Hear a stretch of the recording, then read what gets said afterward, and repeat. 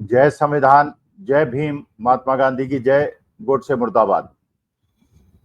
देखिए, ये जो पहलगांव से शुरुआत हुई और पाकिस्तान ने हमारे निर्दोष लोगों की शहादत कराई, उसका बदला हमारी सेना ने ऑपरेशन सिंदूर से लिया। अभी तो शुरुआत है, आगे देखिए होता है क्या। लेकिन इसके साथ साथ सेना ने एक बहुत अच्छा काम और किया। देश की सेना ने जो देश के इथॉस हैं, जो देश की वास्तविक चरित्र है, उसको भी बरकरार रखा। और किस प्रकार से देश जो चाहता है, जो हमारे देश का संविधान चाहता है, उसकी रक्षा की और संविधान की बात को आगे बढ़ाया। तो एक तरफ जहां उन्होंने पाकिस्तान को सबक सिखाया, दूसरी तरफ उन्होंने सेना ने, हमारी तीनों ने, थल सेना ने, वायु सेना ने है, जल सेना ने, भारतीय जनता पार्टी का जो नैरेटिव था उसको भी फेल कर दिया। देखिए, ये बात जो भारतीय जनता पार्टी का मूल आधार है, जो भारतीय जनता पार्टी का सबसे अच्छा पॉइंट है, जिस पे वो स्कोर करती है, वो है हिंदू मुसलमान का नैरेटिव। वो हर जगह, हर तरफ कोशिश करती है, किसी तरह से दिखाने का प्रयास करे कि भारतीय जनता पार्टी हिंदुत्ववादी पार्टी है, हिंदुत्व को आगे बढ़ाती है और देश के जो भी ऐसी चीजें हैं जो सही डायरेक्शन में नहीं चल रही हैं, उसके लिए अल्पसंख्यक जिम्मेदार हैं। यह भारतीय जनता पार्टी का नैरेटिव है। भारतीय जनता पार्टी के अभी तक जितने भी नारे रहे हैं, वो इसी तरफ, इसी नैरेटिव को आगे बढ़ाने के लिए उपयोग में आते हैं। जैसे कटोगे तो कटोगे, एक रहोगे तो नेक रहोगे, 80-20। और जिस प्रकार से उनके अनुयायी देश के अंदर आज के तारीख में कर रहे हैं और जिस प्रकार से हेट स्पीच के नैरेटिव को आगे बढ़ा रहे हैं, जिस प्रकार से जितने भी कानून बनाने का उन्होंने प्रयास किया, उसमें हर जगह उन्होंने हिंदू मुसलमान के नैरेटिव को आगे बढ़ाने का प्रयास किया। चाहे वो यूनिफॉर्म सिविल कोड की बात हो, चाहे सीए एनआरसी की बात हो, चाहे वक्फ बिल की बात हो, या जो उन्होंने नजूल बिल लाया था उत्तर प्रदेश का, जिसको बाद में छोड़ दिया। हर तरफ उनका जो नैरेटिव होता है वो हिंदुओं को एक मैसेज देने के लिए होता है कि संविधान में संशोधन की आवश्यकता है, क्योंकि बाबा साहब भीमराव अंबेडकर के संविधान ने जो हिंदू मुसलमान सिख ईसाई और 142 करोड़ लोगों को समान अधिकार दे रखे हैं, उससे भारतीय जनता पार्टी सहमत नहीं। और वो ये चाहती है कि भारत एक हिंदू राष्ट्र बने और जिसमें हिंदुओं की भावनाओं की कद्र हो, लेकिन जो बाकी अल्पसंख्यक हैं उनकी भावनाओं की उतनी कद्र ना हो। जब 2024 का चुनाव हुआ तो भारतीय जनता पार्टी ने इसी नैरेटिव को आगे बढ़ाने का प्रयास किया और सोची समझी रणनीति के तहत उनके बड़े बड़े नेताओं ने यह कहा कि हमें 400 सीटें दे दो तो हम संविधान बदल देंगे। और उसका एक कार्यक्रम बहुत पहले से उन्होंने चला रखा था, जिसमें उन्होंने बताया था कि सब कुछ जो हो रहा है ये इसलिए हो रहा है कि अल्पसंख्यक जो है वो देश की प्रगति नहीं चाहता। और जितने भी आपने देखे कि आपको अपनी दुकान में नाम लिखना पड़ेगा, दुकानें बंद कराना, नैनीताल के अंदर जो हुआ, पहलगांव की घटना के बाद जिस प्रकार से उसको हिंदू मुसलमान का टर्न देने का प्रयास हुआ। पहलगांव एक आतंकवादी घटना थी और उसको जो पहला इनके बीजेपी के हैंडल से जो एक नैरेटिव बढ़ाने का प्रयास हुआ, जिसमें हिमांशी नरवल को अपने पति के शव को गोद में रखे हुए और जो नारा दिया गया, जो टैगलाइन दी गई, धर्म पूछा जात नहीं, तो उन्होंने हर जगह ये चाहा कि सारी जाति इकट्ठा हो जाएं हिंदू के नाम पर, हिंदुत्व के नाम पर, और मुसलमानों को अलग थलग छोड़ दिया जाए। और क्योंकि बाकी विपक्षी दल, उनकी एक मजबूरी है, क्योंकि वो संविधान के प्रति उन्होंने निष्ठा अपनी जता रखी है, तो वो हिंदुओं का भी आंख मूंद के सपोर्ट नहीं कर सकते और मुसलमानों को भी अकेला नहीं छोड़ सकते, और क्योंकि उनकी यह मजबूरी है, जो कि भारतीय जनता पार्टी की या बजरंग दल की या वीएचपी की या आरएसएस की मजबूरी नहीं है, इसलिए वो खुलकर हिंदुत्व की बात कर सकती है और अल्पसंख्यकों को अलग थलग छोड़ सकती है और ये दिखा सकती है, देखिए वो क्योंकि मुसलमानों की बात कर रहे हैं, इसलिए वो हिंदू हितों के रक्षक नहीं।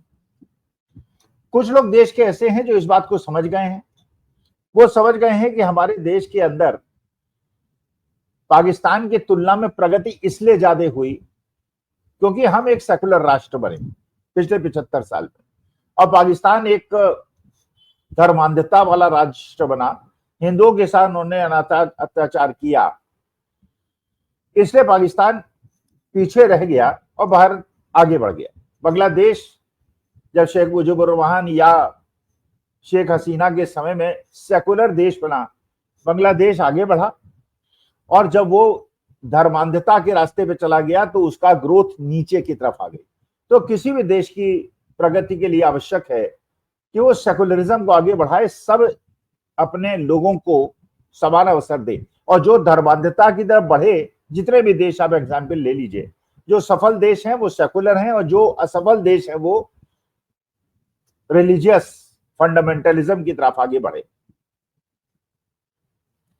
तो सेना ने जो किया, एक तो उन्होंने ऑपरेशन सिंदूर के माध्यम से पाकिस्तान के जो गलत इरादे थे और जो उन्होंने पहलगांव के अंदर किया उसका बदला लिया, और साथ ही साथ उन्होंने भारत के संविधान की भी रक्षा की। सेना ने भारत के संविधान की रक्षा की, सेकुलरिज्म की रक्षा की, डेमोक्रेसी की रक्षा की। और कैसे की, आप देखिए कैसे उन्होंने नैरेटिव को बरकरार रखा कि देश संविधान से चलेगा, बाबा साहब भीमराव अम्बेडकर के रास्ते पे चलेगा। और ये क्योंकि ये घटना घटी पहलगांव की, और पहलगांव की घटना क्यों घटी, नहीं घटनी चाहिए थी, ऐसी घटना आगे भी नहीं घटनी चाहिए। हमारे देश के जो भी निवासी हैं उनको सुरक्षा मिलनी चाहिए, और सुरक्षा देने का कर्तव्य भारत की सरकार का है। और कश्मीर के अंदर क्योंकि एडमिनिस्ट्रेशन, पुलिस केंद्र सरकार के पास है, तो उनका है, एलजी का है, भारत सरकार का है, गृह मंत्रालय का है, तो ये सुरक्षा जनता का मिलने का अधिकार था, नहीं मिला, आगे से मिलना चाहिए। लेकिन सेना ने जो मैसेज दिया उसके दो तरह से मैसेज दिया। ये जो हिंदू मुसलमान का नैरेटिव है ये देश के लिए घातक है और सेना इससे सहमत नहीं है। नंबर एक, राफेल की खरीद के लिए जो कंटिजेंट यहां भारत से गई, उसके एयर कमांडोर हिलाल अहमद, जो कश्मीर के रहने वाले हैं, अनंतनाग के रहने वाले हैं, कश्मीर के रहने वाले हैं, जिनको बदनाम किया गया, कश्मीरियत को बदनाम किया गया, कश्मीरियों को बदनाम किया गया, वो उस टीम के सदस्य थे। और एयर कमांडोर हिलाल अहमद राफेल के पायलट हैं, और भारत के जो हमारा आक्रमण दस्ता है उसके सदस्य हैं।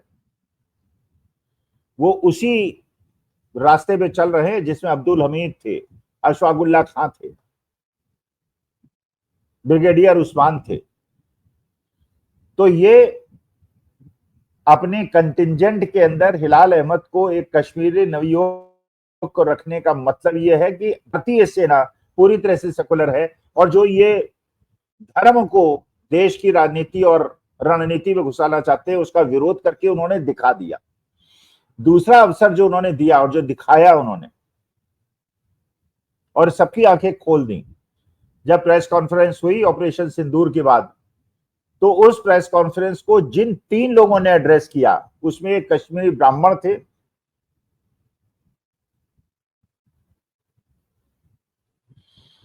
जो एड्रेस जिन्होंने किया, और दूसरी कर्नल सोफिया कुरैशी थी जो मुसलमान थी, और तीसरी भी एक महिला थी। तो एक पुरुष और 2 महिलाओं ने उस प्रेस कॉन्फ्रेंस को एड्रेस किया। सोफिया कुरैशी को सामने रख के ये भी एक मैसेज दिया सेना ने कि इस देश के अंदर सेकुलरिज्म जिंदा रहेगा। आप कल्पना नहीं कर सकते पाकिस्तान के किसी प्रेस कॉन्फ्रेंस में वो हिंदू को सामने लाके एड्रेस कराएं, इसलिए उनकी दुर्दशा हो गई। और भारतवर्ष ने सोफिया कुरैशी को सामने करके मैसेज दिया कि we have to remain secular, और सोफिया कुरैशी ने जिस प्रकार से एड्रेस किया और पूरे विश्व को एक मैसेज दिया कि ये लोग चाहे राजनीतिक दल Bharatiya Janata party, RSS, Bajrang Dal, VHP जो भी कोशिश करें, लेकिन भारतवर्ष के 142 करोड़ एक साथ हैं और भारत की सेना के साथ हैं, और सेना भी उस चीज का मान रखती है और वो भी सेकुलर है और देश को सेकुलर रखेगी। सोफिया कुरैशी को सामने रखा, हिलाल अहमद, सोफिया कुरैशी। इसके बाद आप देखिए एक्सटर्नल अफेयर मिनिस्ट्री ने किस प्रकार से भारतीय जनता पार्टी और उनके सहयोगी दलों के नैरेटिव को फेल किया। जब पहलगांव की घटना हुई थी, दो तरह के नैरेटिव बन रहे थे। एक नैरेटिव बनाने की कोशिश कर रहे थे जो भारतीय जनता पार्टी को प्रमोट करना चाहते थे। वो कहते थे कि धर्म के आधार पे, धर्म पूछ के, कलमा पढ़वा के, कपड़े उतरवा के क्योंकि मारा गया, इसलिए हिंदू मुसलमान नैरेटिव है और मुस्लिम दोषी हैं। और दूसरा पक्ष वो था जिसमें मैं भी था, हमारे जैसे लोग थे, उन्होंने ये कहा था कि वो पाकिस्तानी टेररिस्ट थे। वो ये नैरेटिव बनाना चाहते थे, वो ये नैरेटिव बनाना चाहते कि धर्म के आधार पे, क्योंकि वो पाकिस्तानी थे, वो भारत के अंदर गृह युद्ध कराना चाहते थे, देश के अंदर विद्रोह कराना चाहते थे। गृह युद्ध कराने के लिए उन्होंने ये नैरेटिव बनाया था और उस सिलसिले में कश्मीरी मुसलमानों को और कश्मीरियों को बदनाम करने का कुचक्र पाकिस्तान ने रचा था। ये दो नैरेटिव पिछले 15-20 दिन चले। जब एक्सटर्नल अफेयर मिनिस्ट्री ने एड्रेस किया प्रेस कॉन्फ्रेंस को, तो उन्होंने ये स्पष्ट कहा ये पाकिस्तानी नैरेटिव था कि देश के अंदर धर्म के आधार पर भेद पैदा कर दिया जाए। And we stand united. हमारे देश के अंदर 142 करोड़ लोग एक परिवार हैं, हम एक परिवार हैं, हमारे यहाँ धर्म और जाति का कोई भेद नहीं है, हम एकजुट हैं देश की आन बान शान के लिए। तो एक तरफ जहां सेना ने मैसेज दिया मुसलमानों को सम्मान देकर, उसी क्रम में एक्सटर्नल अफेयर मिनिस्ट्री ने यह मैसेज दिया कि जिस नैरेटिव को भारतीय जनता पार्टी, आरएसएस, विश्व हिंदू परिषद के लोग बढ़ाने की कोशिश कर रहे थे और हिंदू मुसलमान का नैरेटिव गढ़ने का प्रयास कर रहे थे, उसको भी धराशायी कर दिया। अब ये देश की जनता के ऊपर है कि ये मैसेजेस को समझे। राष्ट्रहित में क्या है? राष्ट्रहित में हिंदू मुसलमान के नैरेटिव को आगे बढ़ा के गृह युद्ध और अंदर से अपने को कमजोर करने की जरूरत है, या 142 करोड़ लोगों को बिना धर्म का और जाति का विभेद करते हुए एकजुट रहने की आवश्यकता है, जो हमने हर युद्ध में देखा है। तो आप खुद निर्णय ले सकते हैं। लेकिन सेना ने अपना काम कर दिया, ऑपरेशन सिंदूर भी कर दिया, पाकिस्तान को छठी का दूध भी याद दिला दिया और यह भी मैसेज दे दिया कि उनके लिए जितने हिंदू इंपॉर्टेंट हैं उतने ही मुसलमान इंपॉर्टेंट हैं, और भारतीय सेना हिंदू मुसलमान के भेद में विश्वास नहीं करती। यहां तक कि एक्सटर्नल अफेयर मिनिस्ट्री ने भी मैसेज दे दिया कि जिस नैरेटिव से बचने की आवश्यकता थी और हम जैसे लोग जिसको कोशिश कर रहे थे कि उस नैरेटिव की तरफ न बढ़ा जाए, लेकिन उन्होंने Bharatiya Janata party, VHP, RSS के जो कुत्सित प्रयास थे उसका भी पर्दाफाश कर दिया। इसलिए मैं सलाम करता हूं, प्रणाम करता हूं भारतीय सेना को, एक्सटर्नल अफेयर मिनिस्ट्री को और भारत के 142 करोड़ लोगों को, जिन्होंने धर्म और जाति के आधार पर नहीं, अपने देश के प्रति अपने कर्तव्यों का निर्वहन करते हुए। लेकिन आगे से एक निवेदन और करना चाहता हूं भारत सरकार से, जैसे पहलगांव के अंदर हुआ, जैसे पुलवामा के अंदर हुआ था, ऐसी कोताही नहीं होनी चाहिए। हमारे देश के सैनिकों और हमारे देश के नागरिकों की रक्षा भारत सरकार का उद्देश्य है, और इस प्रकार की कोताही करने के बाद युद्ध की तरफ कदम बढ़ाने से बचना चाहिए।